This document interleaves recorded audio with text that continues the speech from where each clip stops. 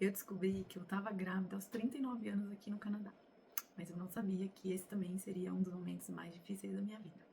Oi, eu sou a Natália, tenho 40 anos e moro no Canadá desde 2024. Se você é mãe, mulher, mora fora do país ou sonha em morar, esse canal é para você.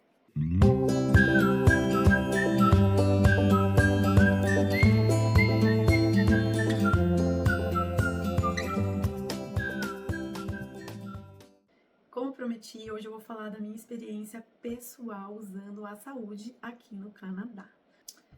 No vídeo anterior, eu expliquei um pouquinho como que funciona a saúde aqui na região do Canadá, na província que eu moro, de Ontário. Se você não viu ainda, corre até lá para entender um pouquinho sobre o que eu vou falar hoje, tá? Outra coisa importante, o que eu vou falar aqui é um relato pessoal da minha experiência.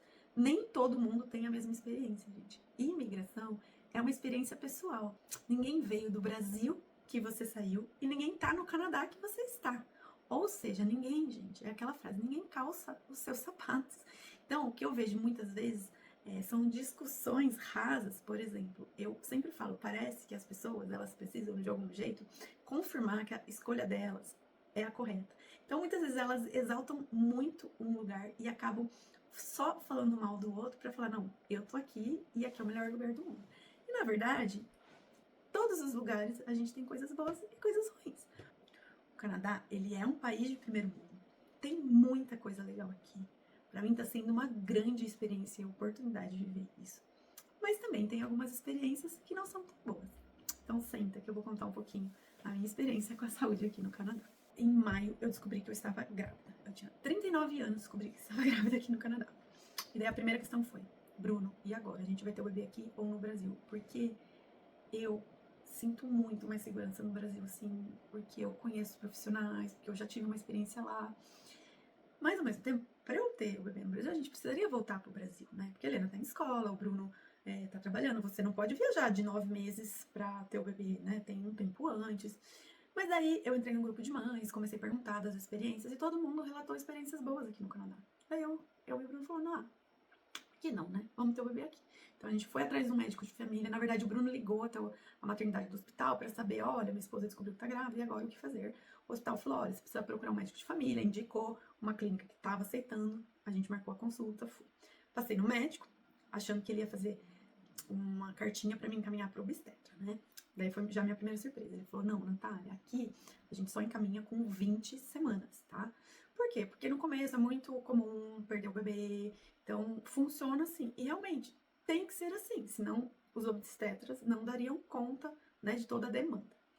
E é o que é, a gente aceita. Ele falou: eu só vou te encaminhar antes se a sua gestação for de risco, que não parece, apesar da tua idade. Eu já achei que eu tava na idade que já entra de risco, mas ele falou que não, né? Então eu iria. Pedi exame de sangue, pedi ultrassom e vida que segue, fiz o exame de sangue, bem normal, igual ao Brasil, você vai lá, leva pedido, o exame de sangue. Fui fazer o ultrassom. Primeira experiência ruim, tá? Estava na sala de espera, chamou meu nome, eu e o Bruno levantamos. A técnica falou: não, é só ela que vai entrar, tá? Isso pra mim já foi um choque. Eu ia fazer o primeiro ultrassom da gestação, eu tive que ir sozinha, o Bruno não pôde ir comigo. Porque, gente, no Brasil é muito normal ter um marido com você, até filho com você. É um momento ali, sabe, tão legal, um momento que você vai ver ali pela primeira vez aquele ser que já é tão amado. Não. Na sala, já tem assim, tipo, seu médico vai conversar com você. Do tipo assim, não me faça perguntas. E aqui é bem isso. O técnico que tá fazendo esse exame, não é ele que vai te dar resultado nenhum. É o teu médico que vai te dar o resultado.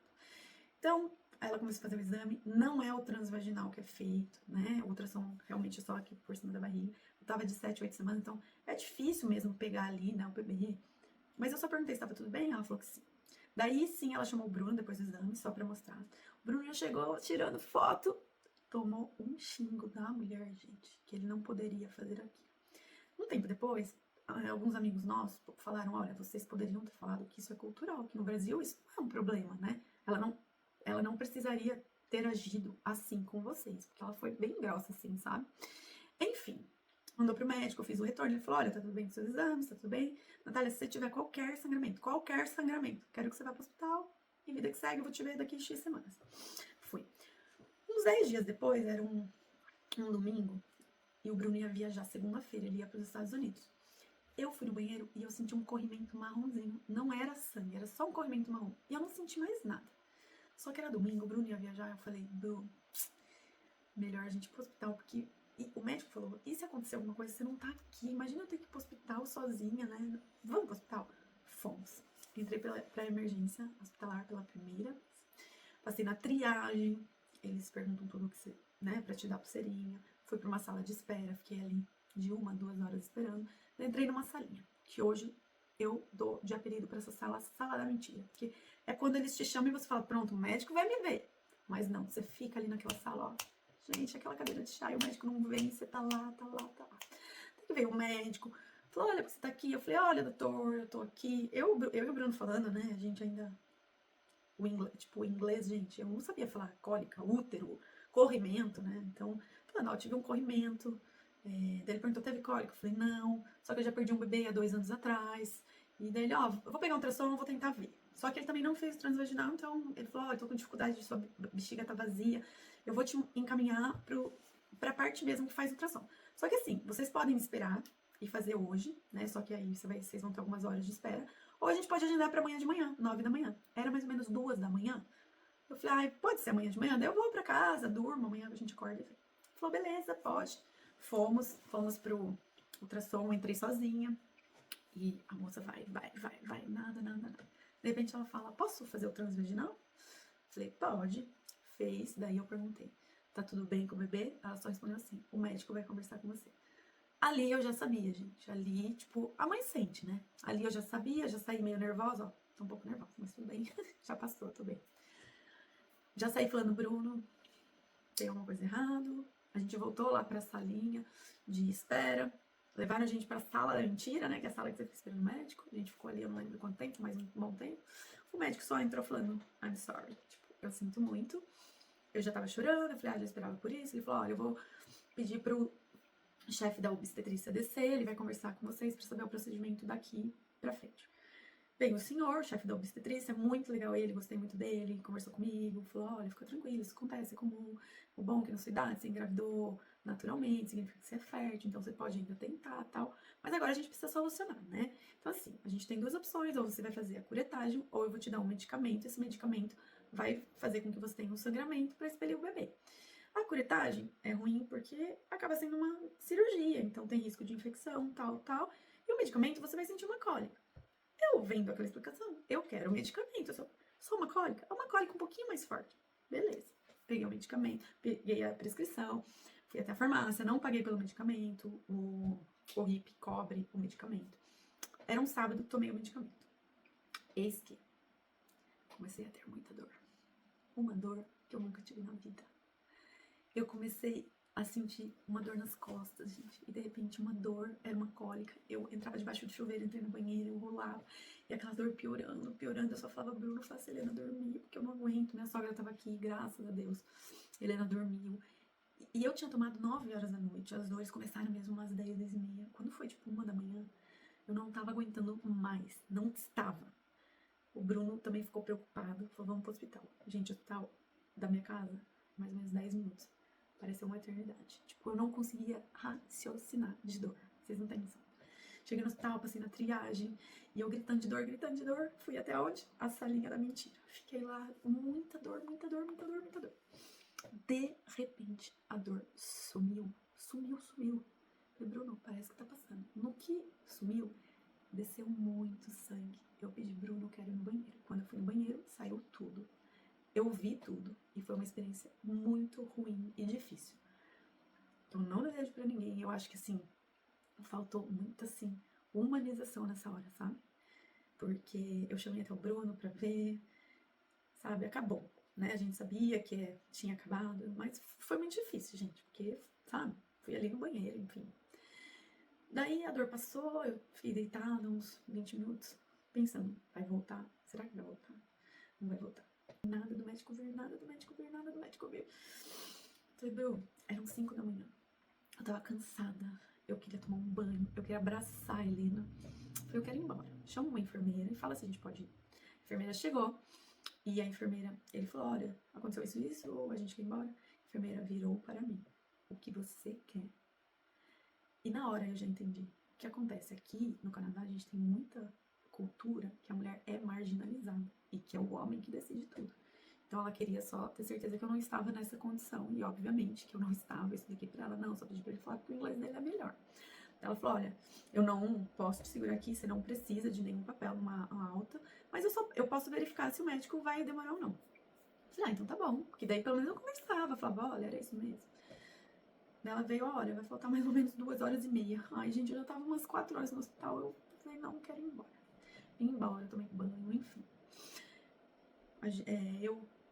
Eu conversei com o Bruno, depois disso, eu falei, ai, amor, a Helena vai entrar de férias, eu quero ir pro Brasil, eu quero estar perto das pessoas que eu amo, da minha família, e eu quero fazer os exames lá, eu quero saber se deu tudo certo, porque eu já tive um aborto e da outra vez eu não tomei medicamento. Eu esperei vir a menstruação, só que a minha placenta ficou aderida e eu precisei fazer curetagem mesmo assim. Então eu queria uma ultrassom, queria saber se estava tudo bem, queria conversar lá com a minha médica, queria saber, né, de tudo, sabe, conversar em português, queria ter, enfim, gente, quem é imigrante vai saber, vai entender o que eu queria, o que eu precisava. O Bruno concordou, acabamos indo pro Brasil. Daí, assim, esse medicamento que eu tomei lá no Brasil, eu vim descobrir que eles dão em ambiente hospitalar, e eu tomei em casa. Nada mais é do que um medicamento que prepara para o parto, né? Toda dor que eu senti foi do meu colo estar abrindo. Então, assim, eu senti a dor de uma mulher que está em trabalho de parto, né? Para ter esse aborto. E olhando para trás, eu acho que eu preferi ir olhando para trás, acho que minha escolha teria sido. Primeiro, eu acho que eu ia sugerir, olha, não posso esperar naturalmente, igual eu fui lá no Brasil, ou então teria feito a curetagem. Porque além da dor física, teve toda ali a dor do momento, foi muito difícil, né? Você vê tudo aquilo. E foi uma experiência, essa foi minha experiência aqui com a saúde do Canadá, tá?